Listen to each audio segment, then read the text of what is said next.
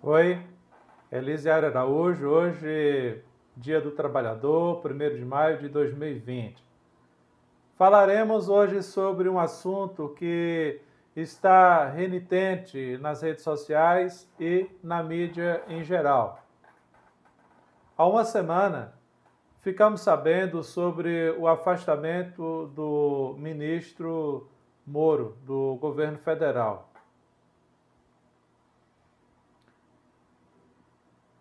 O ministro Sérgio Moro, ele também era conhecido como o superministro, por ter se destacado na Operação Lava Jato, sendo um ícone no combate à corrupção, o qual, após a exoneração do diretor da Polícia Federal pelo presidente da República, ele não assentiu por tal atitude e, em coletiva de imprensa, comunicou o pedido de demissão.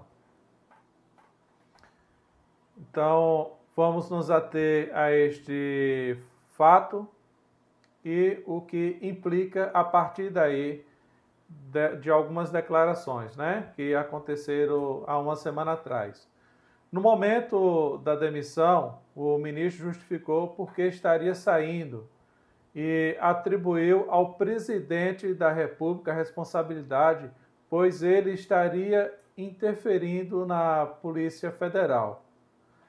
A partir de então, surgiram várias teses litigiosas e o Procurador-Geral da União, o Procurador-Geral da República, pediu autorização ao Supremo Tribunal Federal para instauração do inquérito policial para averiguar supostos crimes. Ocorre que, pelo que tudo indica, há crimes em tese cometidos pelo presidente da República e pelo ex-ministro Sérgio Moro. São eles crimes contra a honra, crimes de responsabilidade e crimes contra a administração pública. Então, falaremos brevemente quanto a cada um dos crimes, até para que o vídeo não fique muito longo. Peço a vocês que já curtam e compartilhem. Se não for inscrito no canal, já se inscreva, para que dê uma força para a gente continuar trazendo conteúdo como esse. Então vamos lá, falaremos sobre o crime de calúnia, que é previsto no Código Penal no artigo 138, que consiste em caluniar alguém imputando-lhe falsamente fato definido como crime, pena de detenção de 6 meses a 2 anos e multa. Na mesma pena incorre quem, sabendo falsa imputação, propala ou divulga. Então, esse é o crime contra a honra. O próximo, o crime será o difamação, que está previsto no artigo seguinte do Código Penal, que é no 139, que difamar é imputar fato ofensivo à reputação de alguém. Pena de detenção de 3 meses a 1 ano e multa. É pequenininha a pena, mas fica aí, espera um pouquinho que você vai ver mais informações bastante interessantes. Já o outro crime, que seria de injúria, que é injuriar alguém, ofendendo-lhe a dignidade ou decoro, está previsto no artigo 140 do Código Penal, a pena é pena de detenção de 1 a 6 meses ou multa. Certo? As penas que eu acabei de falar, previsto nesses artigos, também está previsto lá no artigo 141 do Código Penal, que pode ser aumentada de 1/3 se qualquer dos crimes é cometido contra o presidente da República ou contra chefe de governo estrangeiro. Veja só, se esse crime foi cometido, como no caso em tese que vamos averiguar agora, pode ter sido contra o presidente da República, então tem uma majoração. Já no inciso 3 do artigo 141, consta: se foi cometido na presença de várias pessoas ou por meio que facilite a divulgação da calúnia, da difamação ou da injúria, que é o que aconteceu com o Sérgio Moro, pois em tese ele cometeu, ele falou em coletiva de imprensa, né? Então era um meio de ser propagado facilmente aquelas histórias dele ali. Agora preste atenção que também as pessoas que fazem postagem na internet podem cometer o crime de calúnia, difamação ou injúria e ter suas penas aumentadas caso a vítima seja o presidente da República. E o que percebemos é que algumas pessoas fazem publicações ofendendo a honra do presidente da República e acha que com isso está tudo tranquilo. A internet não é terra sem lei. As pessoas têm que ficar atentas a isso. Sobretudo alguns pré-candidatos que ficam falando sem ter noção do que estão dizendo. Vamos falar agora sobre a falsidade ideológica, que está previsto no artigo 299, que é omitir em documento público ou particular declaração que dele devia constar, ou nele inserir ou fazer inserir declaração falsa, ou diversa da que deveria ser escrita, com o fim de prejudicar direito, criar obrigação ou alterar a verdade sobre o fato juridicamente relevante. Olha que coisa aí. A pena é de reclusão de 5 anos.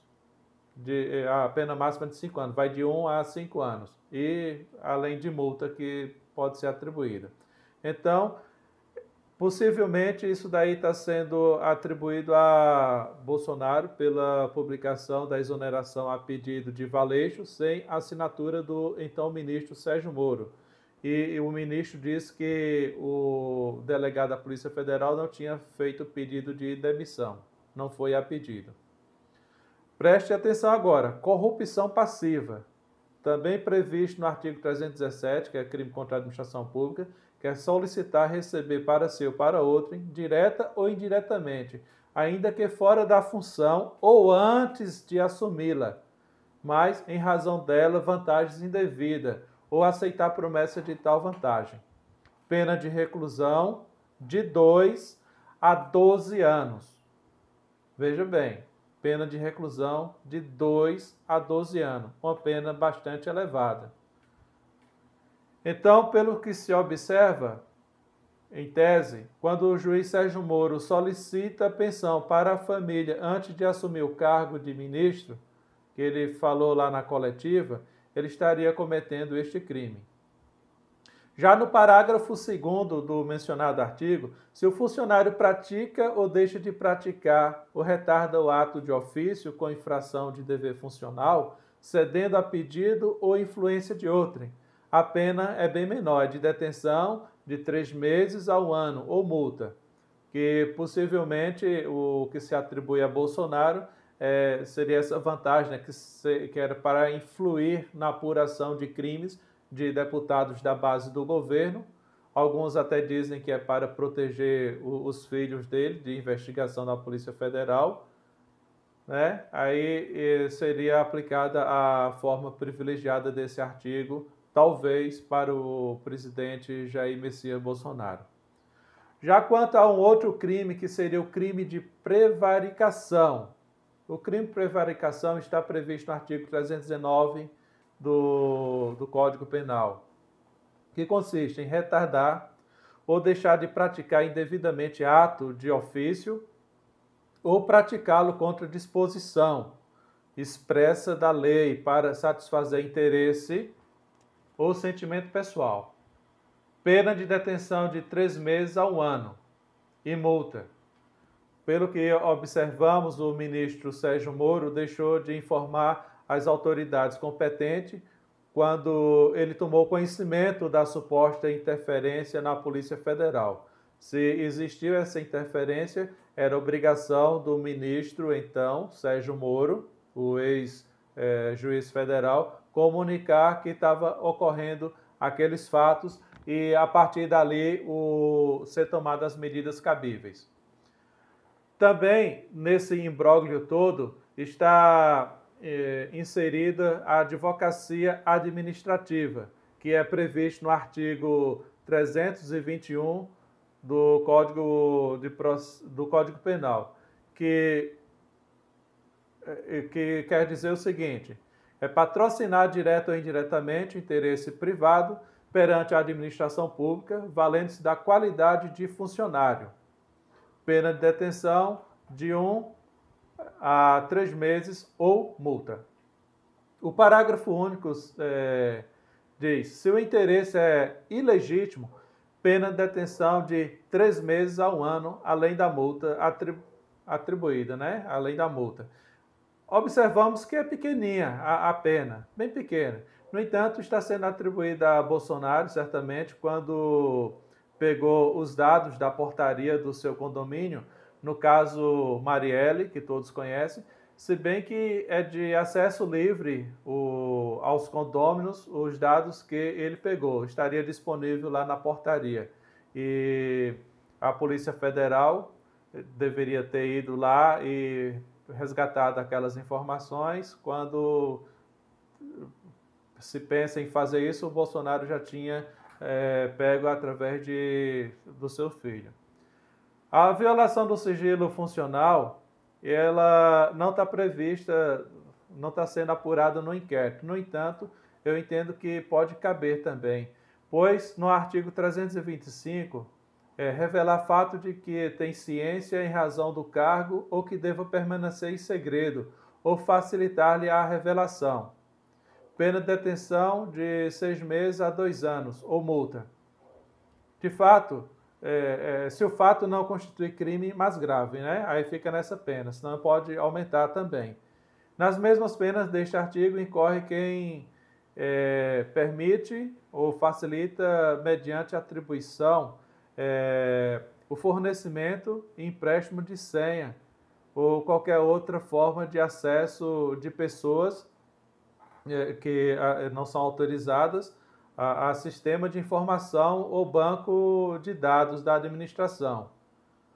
Então, observamos que nisso daqui houve a utilização de uma senha do ministro Sérgio Moro. Não se sabe se ele passou essa senha para alguém ou se foi o presidente que tinha acesso e passou para alguém. Eu sei que foi utilizada uma assinatura eletrônica para se fazer a publicação da portaria que exonerou o diretor da Polícia Federal. Então, isso é uma coisa que poderia ser apurado também através do inquérito policial. Não é matéria de investigação, mas quem sabe se no andar da carruagem vai chegar a essa investigação. Também a gente observa que no caso Marielle, o presidente conseguiu depoimento de pessoa acusada de matar Marielle. Não se sabe ainda se conseguiu através do próprio delegado da Polícia Federal ou através do então ministro da Justiça. É algo que pode ser também apurado no inquérito policial.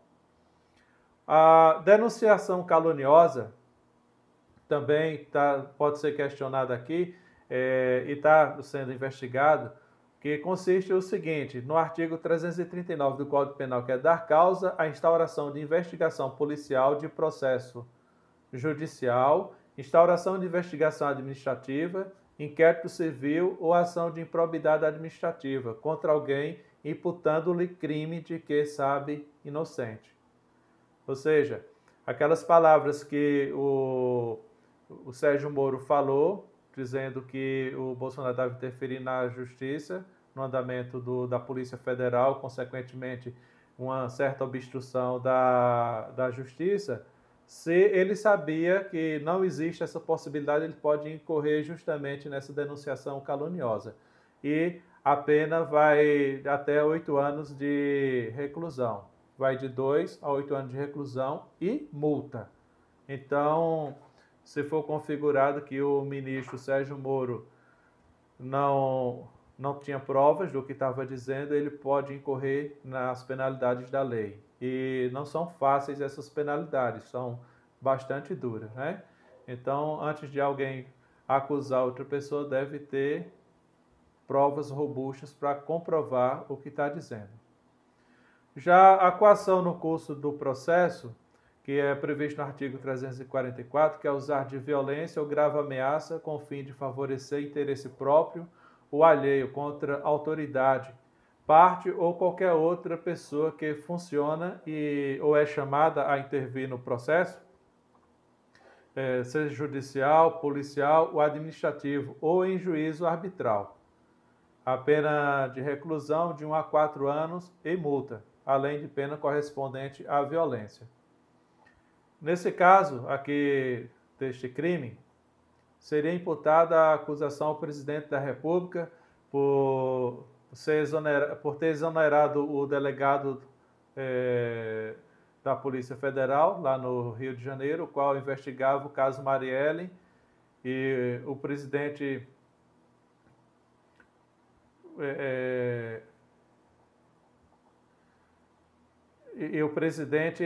exonerou o delegado que estava responsável, botando outro. E agora já teria uma outra exoneração. E o Sérgio Moro não gostou disso e certamente será investigado o porquê.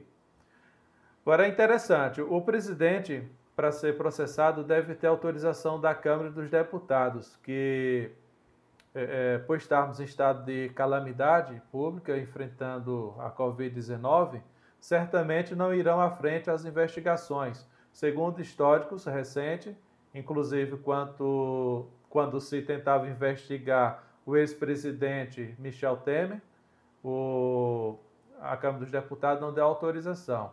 Já o ex-juiz, ex-ministro Sérgio Moro não conta com essa mesma sorte. Ele pode ser processado independente de autorização ou não da Câmara dos Deputados, pois ele não tem essa prerrogativa. Agora, o mais interessante, que somando as penas máximas desses crimes que foram apresentados aqui, Bolsonaro ele pode pegar até 22 anos de prisão, ou de pena, né? Porque tem detenção misturado com reclusão aqui. Mas de pena ele pode pegar 22 anos. Já o Moro, ele pega um pouco a mais se for levar esses crimes em frente. E se em tese ele for condenado, ele pode pegar 26 anos de pena. Entendeu? Então não é somente acusar as pessoas sem ter prova, não é estar falando sem ter qualquer base legal. Só se deve falar alguma coisa quando a gente tem noção do que está dizendo. É bom que esse vídeo veio agora para esclarecer, porque algumas pessoas não estão sabendo como se portar diante dessa situação. Né? Isso é mais um substrato para que a pessoa tenha noção do direito e não incorra em determinadas penas ou transgrida a lei, porque até o próprio juiz altamente conceituado, que era na ativa, o Sérgio Moro, pode ter incorrido nessas penas. Já o presidente da República, ele fala muito, como a gente sabe, ele também pode estar incorrendo nessas penas. E é interessante lembrar que, além disso que eu acabei de falar, tem uma questão que o presidente está sendo investigado sobre se ele pegou ou não a Covid-19. Isso vai ser matéria para um próximo vídeo, porque esse já está bastante grande, e eu vou dizer quais são as implicações se ele estiver sabendo que está contaminado e continuar andando no meio da população. Eu vou fazer o enquadramento dessa conduta na lei. Um forte abraço, fica com Deus. Se quiser mais informações no qual se refere ao direito, por favor, não esqueça de se inscrever no canal se não é inscrito, curta e compartilhe, tá? Fica com Deus.